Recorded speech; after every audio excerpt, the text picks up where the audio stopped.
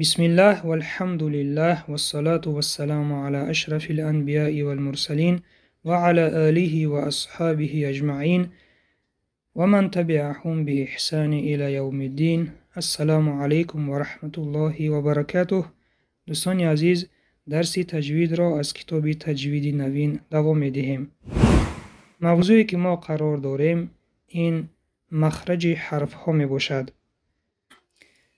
و در درس امروزه مخرج حرف های تا، دال و تا را می گذاریم. یکم، مخرج حرف تا نوک زبان به ریشه دندان های پیش بالا می رسد و قفای زبان به بالا برداشته می شود. این حرف صفت استعلا و قلقله را دارد. ببینید دوستان، نوک زبان به ریشه دندان های بالا می رسد و قفای زبان برداشته می شود. به چی سبب؟ به سببی که حرف استعلا است، حرف غفص است، قفای زبان رو می برداریم. اط. مثال ها رو می خونیم.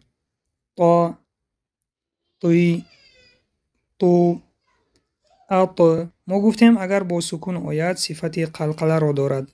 اط، ایط، اوت، اطلع، یطلع، طل، طهر، طفل. حرف تا اگر با کسره آید به طرف اوی زبان روسی مایل کرده می شود. طفلو. ببینید، طفلونه، طی، طفلو، طاف، یطوف، طیف، بط، قط، وطن، موطن، طلب، طالب، طوب، طيب، انفطر، ينفطر، استوطن، يستوطن. میگذاریم به حرف بعدی. مخرج حرف دال نوک زبان به ریشه دندانهای پیش بالا می رسد. این حرف صفت قلقله دارد. ببینید دوستان، نوک زبان به ریشه دندانهای بالا می رسد و در وقت با سکون بودن صفت قلقله را دارد. اد. مثال ها را می خوانیم. د، دی، دو. اد در اینجا با سکون است، صفت قلقله را دارد.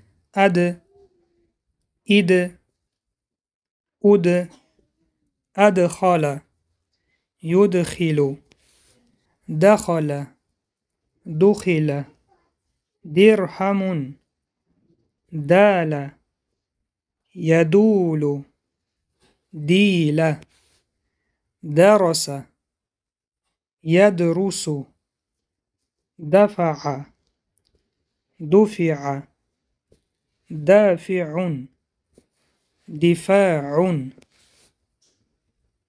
اقعد، اشدد، اعتدل، يعتدل، استرشد، يسترشد. میگذاریم به حرف بعدی.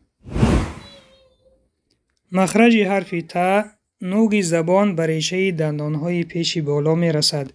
این حرف صفت حمس دارد. ببینید دوستان، نوک زبان به ریشه دندانهای بالا می رسد.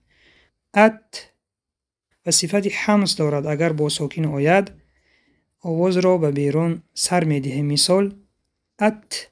ببینید، ات آواز را سر می دهیم تا که حرف برا شنوا شود. مثال ها را می خوانیم. تا، تی، تو. ات. ببینید صفت حمس.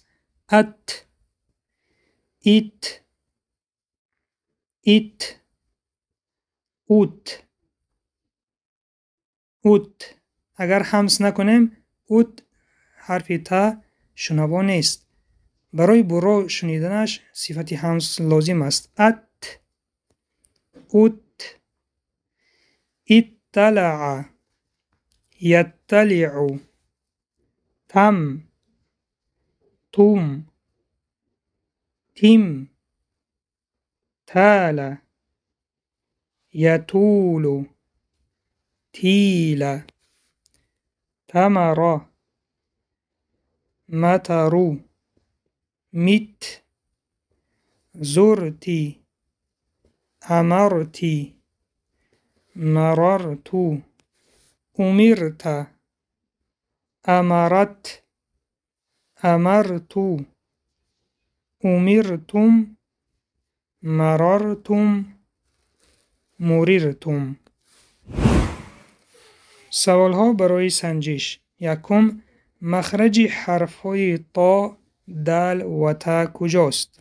دویم، کدام از این حرف ها صفت قلقله و کدام صفت استعلا دارد؟ وظیفه خانگی، مثال های حرف های گذشته را حد اقل 3 مرتبه خوانید و جایهای اساسی آن را در دفتر کاری خود نویسید. این بود پایان درس امروزه. سبحانك اللهم و بحمدک، نشهد ان لا اله الا انت، نستغفرك و نتوب الیک. السلام علیکم و رحمت الله و برکاته.